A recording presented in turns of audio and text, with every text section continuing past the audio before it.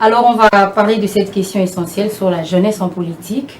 En République démocratique du Congo, les jeunes, il y a des partis politiques. Pourquoi les jeunes ne s'intéressent pas ou n'adhèrent pas, ou il n'y a pas un taux élevé des jeunes en politique? Aujourd'hui ou hier? Aujourd'hui. Non, faudra plutôt poser la question hier, parce que hier, l'environnement politique n'était pas favorisateur. Aujourd'hui aussi, parce que les députés nationaux, finalement, il n'y a pas beaucoup de jeunes.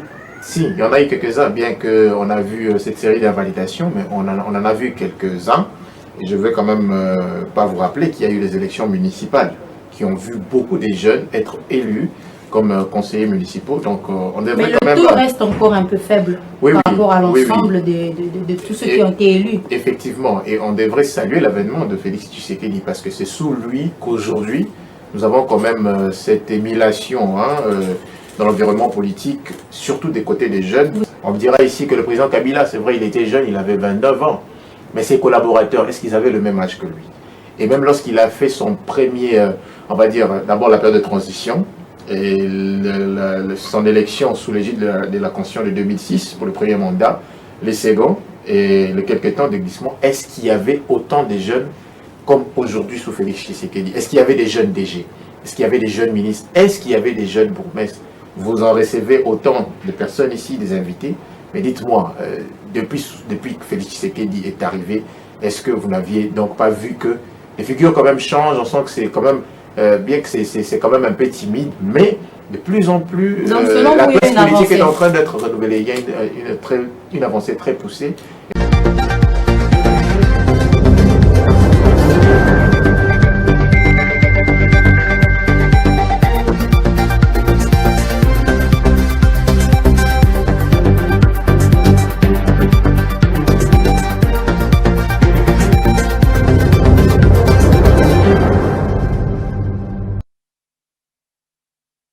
Heureuse de vous retrouver, mesdames et messieurs, encore pour cette nouvelle édition de votre émission Le Siège. Vous avez pris l'habitude maintenant avec nous de décrypter l'actualité politique, l'actualité parlementaire en République démocratique du Congo. Dans ce grand défi, il y a également la jeunesse qui veut aujourd'hui apporter une pierre de contribution à l'édifice et au développement de notre pays. On en parle dans cette émission. Mesdames et messieurs, bienvenue.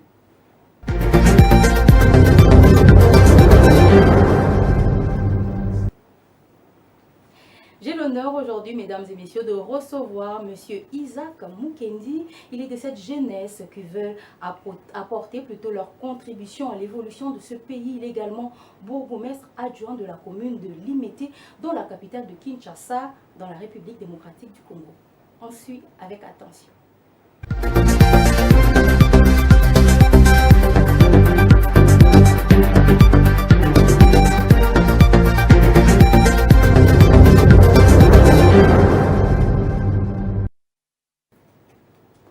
Je le disais tout à l'heure, nous recevons pour vous M.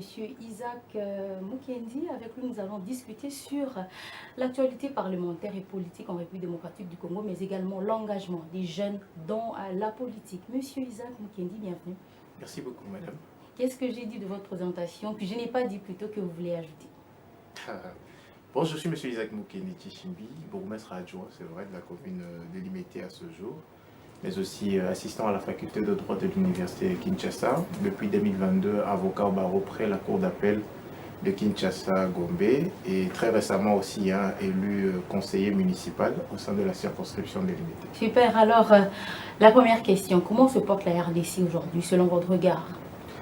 Je crois qu'elle va beaucoup mieux qu'hier, puisque depuis l'alternance démocratique, on va dire à la tête du pays, avec l'avènement de son Excellence Félix Antoine Tshisekedi, l'actuel président, qui d'ailleurs est à son second quinquennat, le pays souffle de plus belle, même si certaines difficultés sont encore présentes. On va citer la situation permanente à l'est du pays, avec cette agression qui ne cesse de se répéter, instigée par notre voisin, le Rwanda. Mais il y a quand même beaucoup d'avancées, on va dire, et on sent que le pays souffle. Déjà, si vous circulez sur Gombe, aujourd'hui je suis passé devant le palais de la Nation. Autrefois, la circulation elle était bloquée à cet endroit. Mais aujourd'hui, on peut circuler librement, c'est-à-dire qu'il y a un changement. Mais ce n'est pas le seul changement qui est là, il y en a plusieurs. Mais on va dire que le pays va de plus en plus mieux depuis qu'il est là. Mais il y a encore souffrance de la paye des fonctionnaires. Ils se plaignent de plus en plus. Vous pensez que si les fonctionnaires ne sont pas très bien payés, mais il y a aussi l'amélioration des salaires. La République se porte mieux? Il y a aussi l'amélioration des salaires. Hier, les fonctionnaires, vous le savez, combien ils étaient payés. Combien ils étaient payés et combien on avait des fonctionnaires à l'époque. Combien on en avait de ceux qui attendaient encore largement leur retraite. Aujourd'hui, on a plusieurs fonctionnaires qui sont déjà retraités et même qui ont obtenu leur décompte final. Il y a de ceux qui ont aussi rejoint tout récemment la fonction publique. J'ai failli passer par là parce que je ne l'ai pas peut-être dit. J'étais aussi parmi les concourants pour l'École nationale d'administration, l'ENA, oui. Et ceux de ma promotion, aujourd'hui, sont devenus fonctionnaires. On ne va pas citer les magistrats. Mais ils deviennent fonctionnaires simplement pour remplir les listes de fonctionnaires, on les paye. Non, ils sont mécanisés, payés. Ils sont mécanisés. En retard, la paye d'avril, de mars traîne encore. Bon, je ne veux pas rentrer dans les questions financières et tout, mais je sais qu'à ce jour, tous les fonctionnaires qui sont matriculés sont payés. Ceux qui attendaient leur retraite, il y a déjà je crois, une seconde vague de fonctionnaires qui vont aller en retraite et qui vont recevoir leur décompte final. Et il y a de ceux qui sont en train de concourir pour rejoindre l'administration publique et qui sont récemment, le secrétariat général au numérique a organisé un concours qui a vu des fonctionnaires être admis au statut de la fonction publique, y compris même le secrétariat pour les personnes vivant avec handicap, puisque c'est un ministère qui a vu le jour avec l'avènement du président Tshisekedi. Alors, on va parler de l'actualité parlementaire en République démocratique du Congo. Pour ces 5 prochaines années, quelles sont vos attentes personnelles pour l'Assemblée nationale et le Sénat? Bon, là, je vais m'exprimer en tant que citoyen congolais. Déjà que je ne suis pas membre de l'Assemblée nationale, je suis membre du conseil municipal. Vous avez élu quand même un député ou vous avez élu un député et vous avez des attentes? Oui, mon candidat c'était Augustin Kabouya Chilumba, qui est d'ailleurs élu, qui voulait d'ailleurs être au perchoir de l'Assemblée nationale comme vice-président, mais qui a malheureusement il a retiré sa candidature, où il a désisté à son envie de devenir premier vice-président. Alors en tant que citoyen congolais, mon attente est de voir vraiment nos élus jouer leur plein rôle. On a toujours réduit les élus députés nationaux au rôle de, je ne sais pas moi, de pourvoyeurs aux besoins de la population, aller faire des dons par-ci, construire des ponts par-là, alors que ce n'est pas le rôle essentiel du député national, tel que le veut notre loi et même notre constitution. Le député a pour mission essentielle ou pour mission primordiale de voter les lois et de les proposer, d'abord des lois au sein de l'hémicycle, et de les faire voter et discuter même sur les propositions des autres collègues. Aujourd'hui, il y a plusieurs de nos lois qui méritent une révisitation. Il y a d'autres matières qui réclament une légifération.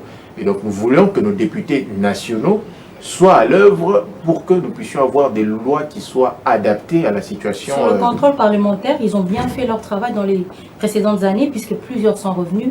Et est-ce qu'on peut attendre encore quoi sur le contrôle parlementaire? Vous savez que la SNEL, la Régie des eaux, sont quand même des entreprises qui ne sont presque pas contrôlées. Pourtant, les Kino ou les Congolais s'en plaignent tous les jours. Voilà, sur ce plan-là aussi, nous voudrons qu'ils puissent le faire de manière accrue. Pas pour, on va dire, faire la chasse à la sorcière ou pour soutirer quelques sous aux responsables de ces administrations publiques et même de ces entreprises publiques. Nous voulons que le contrôle parlementaire qui pourront se faire à l'issue de au courant de cette législature puisse être des contrôles, on va dire, objectifs sur le plan de la desserte en eau potable et même en énergie électrique. Vous voyez qu'il y a une bonne partie de notre pays qui est encore non électrifiée, alors que le secteur est même libéralisé. Aujourd'hui, la SNEL est une société commerciale où l'État est actionnaire unique, c'est vrai. Mais pourquoi est-ce que les Congolais n'ont pas toujours de l'eau? Non, pourquoi ils n'ont pas toujours de l'électricité? On ne voudra pas seulement que le chef de l'État fasse tout. Lorsque le chef de l'État vous responsabilise en tant que DG, en tant que PCA, vous devez faire votre travail. Et il ne faudra pas que toujours la population puisse se tourner à l'endroit du chef pour dire que voilà, on n'a pas d'eau, on n'a pas d'électricité, papa Fachita, absolument, alors qu'il y a des personnes qui ont été commises à ces fonctions pour assurer pleinement ce rôle. Et donc nos députés doivent vraiment s'illustrer dans ce rôle de légifération, dans ce rôle de contrôle, pas seulement au niveau des administrations, mais même au niveau des ministères, puisque le gouvernement national, vous le savez bien, répond politiquement devant l'Assemblée nationale. Vous êtes comme tous les Congolais et comme nous tous, lorsque nous posons la question sur les lois qui ont retenu l'attention des Congolais, il n'y en a pas. Est-ce que vous en avez retenu une, par exemple, qui a touché de plus près la vie sociale des Congolais? Pour la législature passée. Passée, exactement. Bon, le code du numérique par exemple, c'est quand même une très belle innovation de la part de la législature passée. Bon, il y a aussi certaines lois qui ont Vous expliquez failli, un peu le code du numérique, sûrement il y a beaucoup qui ne connaissent pas. Bon, Ça vous touche bon, je suis particulièrement. juriste, hein, Oui. voilà, c'est cette loi qui aujourd'hui régit le secteur du numérique. Aujourd'hui, vous le savez, le numérique est un des secteurs incontournables pour le développement de chaque pays. Et la RDC est restée vraiment très en retard par rapport à l'évolution numérique. Aujourd'hui, vous avez votre téléphone en main. Aujourd'hui, les gens vont nous suivre à travers les réseaux sociaux. Les propos que je pourrais porter ici, si elles vexent quelqu'un, aujourd'hui, le code numérique est capable de le sanctionner. Vous utilisez les réseaux sociaux, vous pouvez faire telle ou telle autre publication qui touche à la sensibilité d'une ou une autre personne et peut vous attraire en justice. Mais avant, nos lois n'étaient pas adaptées à cette nouvelle réalité. Raison pour laquelle nous avons le code du numérique qui régit aujourd'hui la vie numérique dans son ensemble et avec l'avènement d'Internet qui s'implante un peu partout à travers le pays. Le monde est interconnecté et donc la RDC devrait avoir ce texte ou a déjà ce texte qui régisse la voie numérique Mais nous dans son souffrons de ensemble. l'applicabilité de ces lois. C'est encore la faute finalement du Parlement qui ne fait pas le suivi, ou là c'est du côté plutôt de l'exécutif. Je pense que les responsabilités sont partagées. Hein. Les responsabilités sont vraiment partagées. Quoique nous ayons le code du numérique, nombreux des Congolais continuent toujours à adopter des comportements qui violent ce code. Et les dirigeants que nous sommes, c'est vrai qu'il y a encore beaucoup à faire par rapport à l'applicabilité de ce code, par rapport même à la vulgarisation de ce code, puisque la plupart n'en savent pas grand-chose.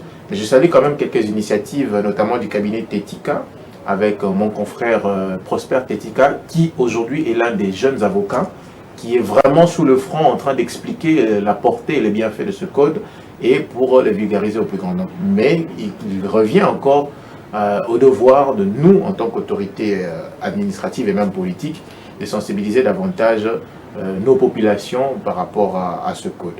Et pour revenir à votre question que vous avez posée par rapport aux lois, j'aimerais vraiment que la plupart des députés, même ceux qui sont nouvellement élus, puissent vraiment s'atteler à produire des lois qui touchent sensiblement à la population. Par exemple, lesquelles? Voilà, nous avons par exemple cette question relative au petit commerce. Aujourd'hui, le petit commerce qui était censé être réservé qu'aux nationaux, nous avons les étrangers qui continuent à exercer les petits commerces en République démocratique du Congo. C'est vrai qu'il y a déjà des lois qui fixent cette question, mais j'aimerais que nos députés de cette nouvelle législature puissent s'y atteler, voir là où il faut renforcer pour que nous n'ayons pas un biscuit, un bonbon être vendu par, je sais pas moi, les Indiens ou les Pakistanais ou même les Chinois, alors que ces petits commerces-là, cette activité est réservée aux seuls nationaux. Nous avons la question liée à l'enseignement de base, nous avons des questions liées, je sais pas moi, à l'accès aux finances par les entrepreneurs locaux.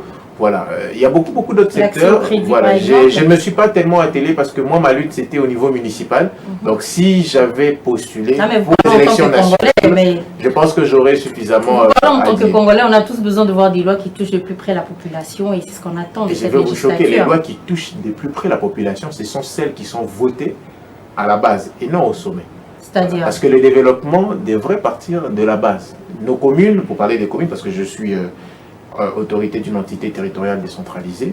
Donc c'est au niveau des communes que les matières qui touchent vraiment au quotidien de la population, c'est là que devraient se traiter ces matières, au sein du conseil communal qui est donc l'organe délibérant de la commune.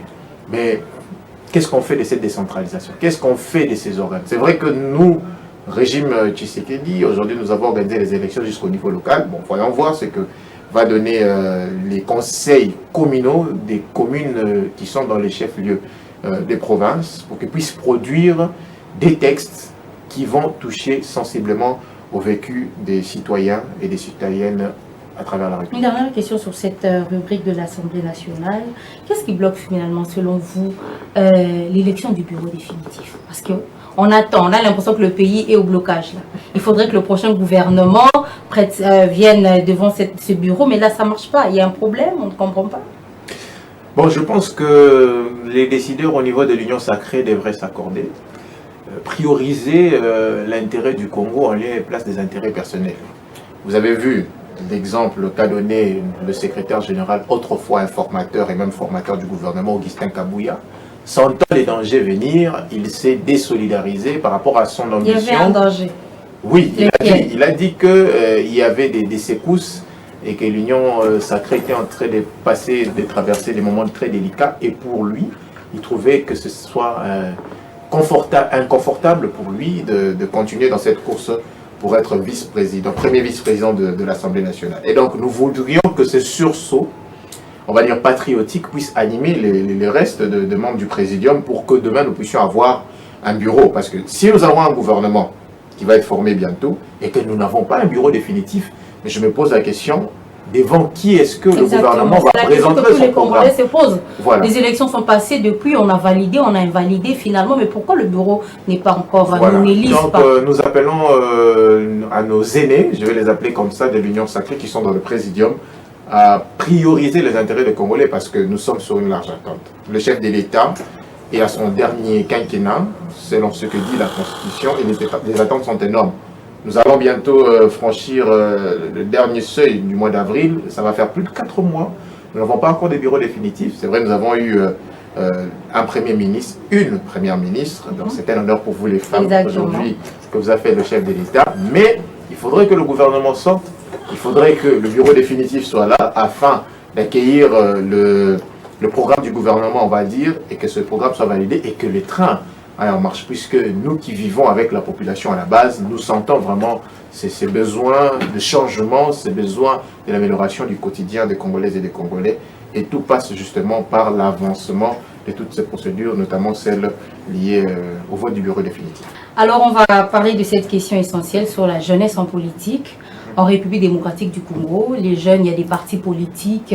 Pourquoi les jeunes ne s'intéressent pas ou n'adhèrent pas, ou il n'y a pas un taux élevé des jeunes en politique? Aujourd'hui ou hier? Aujourd'hui. Non, il faudra plutôt poser la question hier, parce que hier, l'environnement politique n'était pas favorisateur. Hein, aujourd'hui aussi, parce que les députés nationaux, finalement, il n'y a pas beaucoup de jeunes. Si, il y en a eu quelques-uns, bien qu'on a vu cette série d'invalidations, mais on en a vu quelques-uns.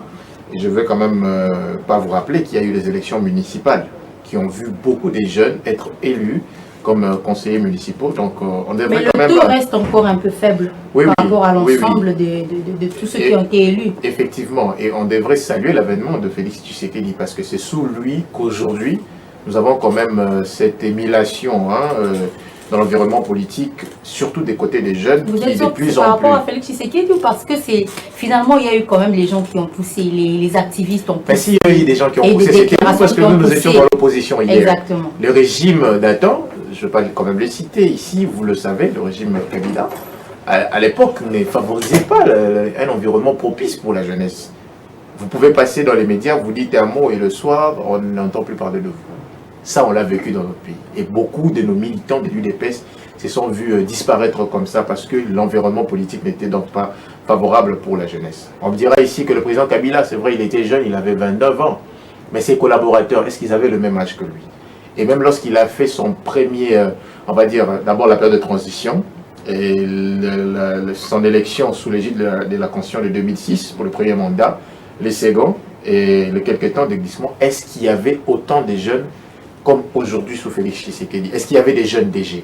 Est-ce qu'il y avait des jeunes ministres? Est-ce qu'il y avait des jeunes bourgmestres? Vous en recevez autant de personnes ici, des invités. Mais dites-moi, depuis que Félix Tshisekedi est arrivé, est-ce que vous n'aviez donc pas vu que les figures quand même changent? On sent que c'est quand même, bien que c'est quand même un peu timide, mais de plus en plus, la classe politique est en train d'être renouvelée. Il y a une avancée très poussée et nous devons donc saluer cela. On ne parle pas simplement de Kinshasa. On voit Lubumbashi qui s'engage. On est sûr qu'il y a des jeunes qui sont engagés dans la politique et qui finalement atteignent des postes de responsabilité. Bien sûr. Moi, je discute souvent avec les jeunes, même sur les réseaux sociaux. Il y en a plusieurs qui étaient candidats. Même dans la Chopo, j'ai discuté récemment avec une jeune dame qui était candidate conseillère municipale à la Chopo. Elle avait moins de 25 ans. Et, dans la commune de Kapemba, par exemple, on a un jeune de 18 ans qui est élu. C'est au là-bas? Non, dans le Haut-Katanga. Dans le Haut-Katanga. Voilà. On a un jeune de 18 ans qui est élu conseiller municipal. À l'époque, il n'y en avait pas. Et donc on devrait aussi saluer l'organisation des élections même au niveau local. C'est là aussi permis à nombreux de jeunes de faire partie des institutions politiques, et ça, c'est sous Félix Tshisekedi. Vous êtes le plus jeune bourgmestre, vice-bourgmestre, en fait, bourgmestre adjoint de Kinshasa? Bon, oui. Peut-être à travers la République. Hein. À travers la République, carrément. Oui, carrément. Mais je commence un peu à vieillir, parce que, voilà, nombreux étaient surpris lors des dernières élections. Ils pensaient que j'allais faire partie du bureau d'âge, mais il y en a eu encore des plus jeunes qui ont été élus conseillers municipaux. Le plus jeune, chez nous, à Limete, il a 22 ans, conseiller municipal. Et l'autre, c'est une dame, elle a 24 ans. Donc vous voyez que la classe politique est en train quand même d'être rajeune. Et ce sont des avancées vraiment à saluer. Mais l'appel est encore lancé à ceux jeunes qui vont nous suivre à travers vos antennes, de faire partie de la politique. Et pour réussir dans la vie, il ne faudra pas que s'investir en politique ou venir en politique. Si vous sentez que la politique est faite pour vous, alors venez-y. Pas pour vous enrichir, mais pour servir le pays.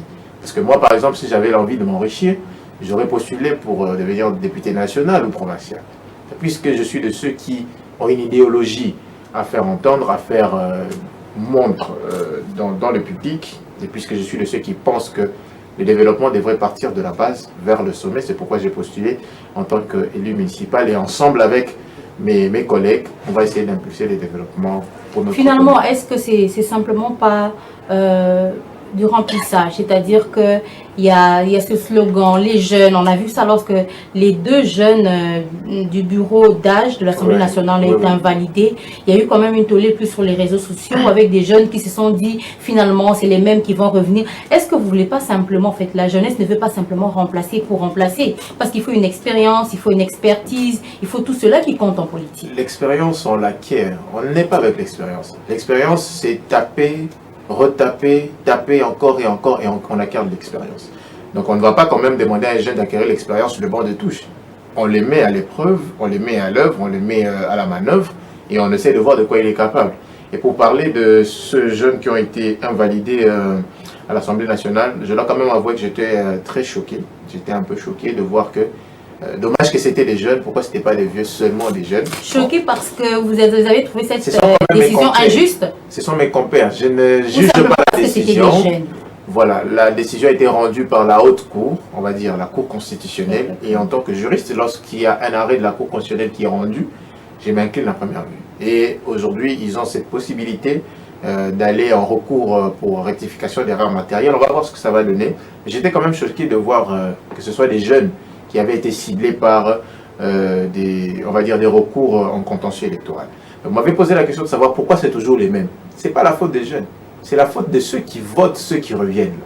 Alors pourquoi nous les jeunes, conscients de ce que nous voulons faire de notre pays, conscients de ce que nous voulions faire du Congo demain, conscients du fait que la classe politique congolaise devait être renouvelée, nous devons toujours faire confiance au même visage. Tout part de là. Tout part du papier que nous avons inséré dans les urnes le 20 décembre 2023. Mais les jeunes, on ne vous connaît pas. Quand il y a campagne électorale, on voit les mêmes. Les jeunes, c'est à peine, ils disent qu'ils n'ont pas l'argent, ils n'ont pas des fonds pour faire la campagne. Alors comment on va vous voter? C'est justement ça le problème. Tous ces caciques-là ont compris la faiblesse. C'est qu'il faudrait, bien que la loi électorale l'interdit, mais il faudrait quand même donner un petit rien à certaines personnes pour obtenir le suffrage. Mais il faudrait que notre population arrive à atteindre une certaine maturité. Que ce polo que vous donnez, qu'on vous donne en contrepartie de votre voix, c'est ce polo-là qui va justement justifier vos pleurs pendant 5 ans. Et il faudrait que notre population arrive à atteindre une certaine maturité pour comprendre que nous ne devons pas monnayer nos voix. Lorsqu'un élu vient pour obtenir notre suffrage, il doit nous présenter un programme clair, des propositions de lois claires. Pour ceux qui sont dans les zones rurales, proposer des lois pour l'interconnexion du pays, parce qu'aujourd'hui, les pays souffrent de ces défauts d'interconnexion. On ne sait pas aller de Kinshasa à Bandundu, à part la route nationale, on ne sait pas aller par d'autres voies, parce que le pays n'est pas suffisamment interconnecté. Et à l'intérieur du pays, c'est ça le problème. Lorsque nos populations, vous avez ces gens-là qui viennent devant vous, dites-leur qu'est-ce que vous allez faire pour nous. C'est la question essentielle qui devait être posée. C'est ça, on devrait plutôt être de ceux qui croient aux idées qu'au matériel. Un jeune qui se présente devant vous, qui porte une idée claire, qui porte une idée innovatrices, faites-le confiance. Comme moi, j'ai obtenu la confiance des mes électeurs à l'imiter. Moi, je n'ai pas donné de l'argent aux gens pour me faire voter. Je suis allé avec un discours clair, j'ai présenté ma problématique, ce que j'entends faire de ma commune en tant qu'élu municipal, et j'ai obtenu le suffrage. Mais ici, c'est la capitale, mais à l'intérieur du pays. Est-ce que c'est la même la réalité? Donc, le problème, ce n'est pas que ces visages-là reviennent parce qu'ils veulent revenir. Le problème, c'est ceux-là qui font revenir ces visages-là. Et donc, nous espérons que, avec les cycles électoraux qui viendront, la conscience deviendra de plus en plus accrue pour que nous ayons cette classe politique enfin renouvelée. Même si ce ne sera pas forcément des jeunes, mais que ce soit quand même des nouveaux visages qui ne viennent pas parce qu'ils ont distribué de l'argent lors de la campagne, mais parce qu'ils ont présenté des idées et qui ont convaincu le plus grand nombre. Mais est-ce que c'est facile de finalement gérer en tant que jeune? Est-ce qu'on vous laisse prendre la parole? Est-ce qu'on vous laisse prendre des décisions? Vous êtes bourgmestre adjoint. Parce qu'il y a cette... Vous parlez de mon expérience ou vous parlez de la génération, de la jeunesse en général, parce qu'il y a cette lutte généralement, lorsqu'on met un adjoint jeune et son supérieur ou titulaire est plus âgé, que ce soit dans les établissements publics, que ce soit partout ailleurs, il y a un peu ce graissement des dents des jeunes. On ne me laisse pas prendre les décisions, on ne me laisse pas... Est-ce que c'est facile finalement? Ou est-ce que c'est un remplissage? Ce que je dis, on remplit simplement des jeunes. Bon, non, c'est pas un remplissage. Je crois qu'on soit grand ou qu'on soit jeune, il faut s'imposer. Lorsqu'on est conscient du pouvoir qu'on a entre ses mains, peu importe l'âge, vous devez savoir en disposer utilement. Vous pouvez être vieux, mais vous avez quelqu'un qui est jeune et qui tonne sur vous, et vous êtes là, vous avez peur parce que c'est la politique, j'ai peur de ceci, j'ai peur de cela. Non. La politique ou la gestion publique, c'est pas nos maisons. On vient, on gère sur base des textes. Quand la loi dit A, il ne faudra pas qu'on fasse B. Que je sois jeune ou vieux, ou que je sois face à un vieux ou à un jeune, A reste A, B reste B, indistinctement de l'âge. Et pour mon expérience à moi, je gère avec celle qui est la bourgmestre, c'est une dame, et c'est une gestion de complémentarité. Hein, lorsqu'il y a telle ou telle autre chose qui requiert mon avis, mon expérience ou mon savoir, je n'hésite pas en tout cas de m'associer. De temps à autre, nous travaillons de manière très complémentaire et ça ne pose pas de problème. Et nous voudrions aussi que cela soit le cas pour tous ces autres jeunes qui sont en train d'évoluer chacun dans son domaine public respectif. Et à ceux qui sont vieux, hein, n'étouffez pas aussi les jeunes. Nous ne sommes pas là pour vous coincer ou pour vous nuire. Nous sommes là pour servir le Congo ensemble. Dans ces dernières minutes de cette émission, nous allons parler finalement du conseil communal. Oui. Quel est le rôle d'un conseil communal? Le conseil communal, c'est l'organe délibérant de la commune parce que notre constitution, son article 3, reprend la commune comme l'une des entités territoriales décentralisées. Parce que nous sommes dans un état unitaire. Le Congo dans son ensemble, il y a des provinces. Et à l'intérieur des provinces, il y a des entités. D'une part, les entités territoriales décentralisées, les communes. Donc la commune, la ville d'abord, la commune, les secteurs et la chefferie. Et nous avons les entités territoriales déconcentrées, les territoires, le groupement ainsi que les quartiers.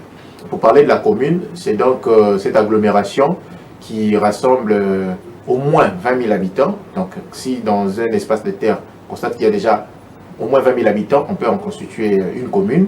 Et donc, la commune est cette entité territoriale décentralisée qui a en son sein l'exécutif communal qui est constitué du bourgmestre adjoint et éventuellement des échevins communaux.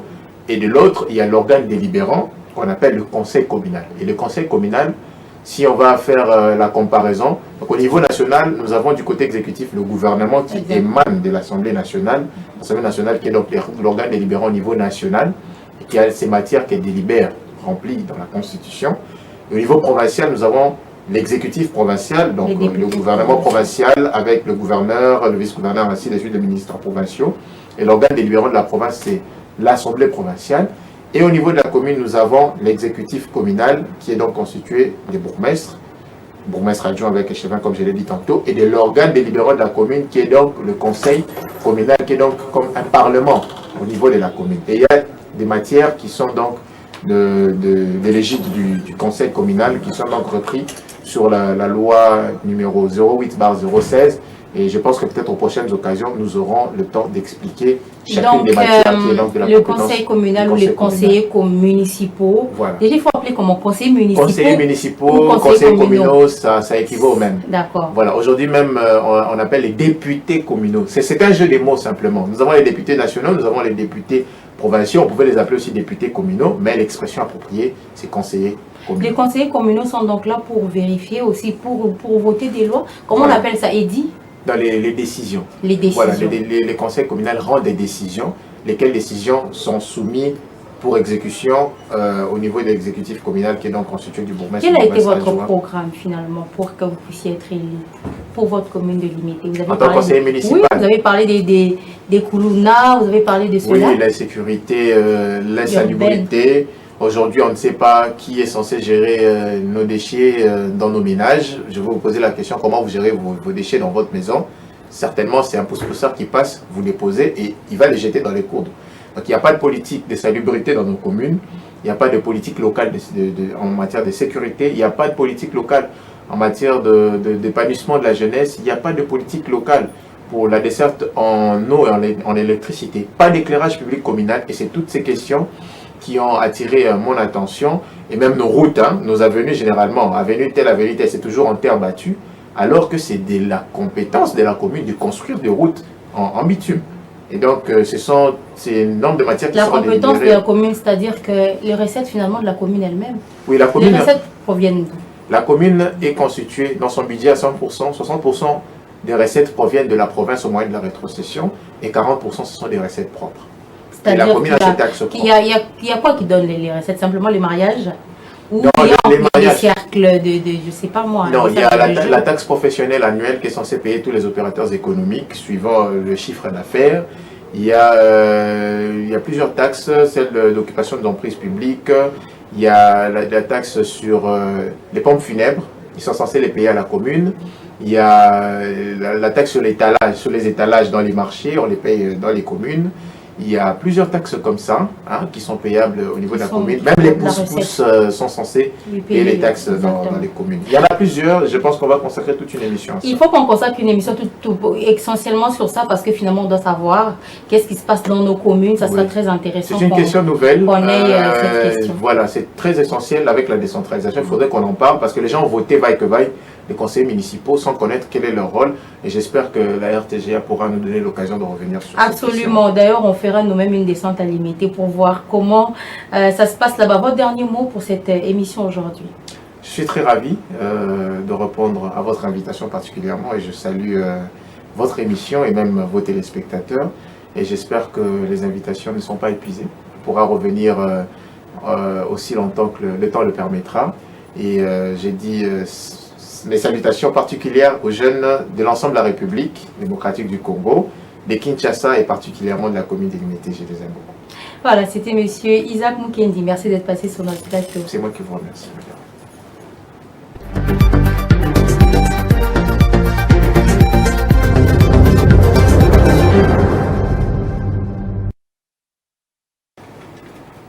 Voilà, c'est par ici que nous mettons un terme à cette émission. Vous avez été heureux, vous avez été nombreux de nous suivre de partout à Kinshasa et dans les alentours. Merci infiniment pour votre sympathique attention renouvelée semaine après semaine. Mon équipe et moi, nous sommes très heureux de vous avoir présenté cette émission. Nous nous retrouvons très vite avec le même plaisir et sur les mêmes canaux de diffusion.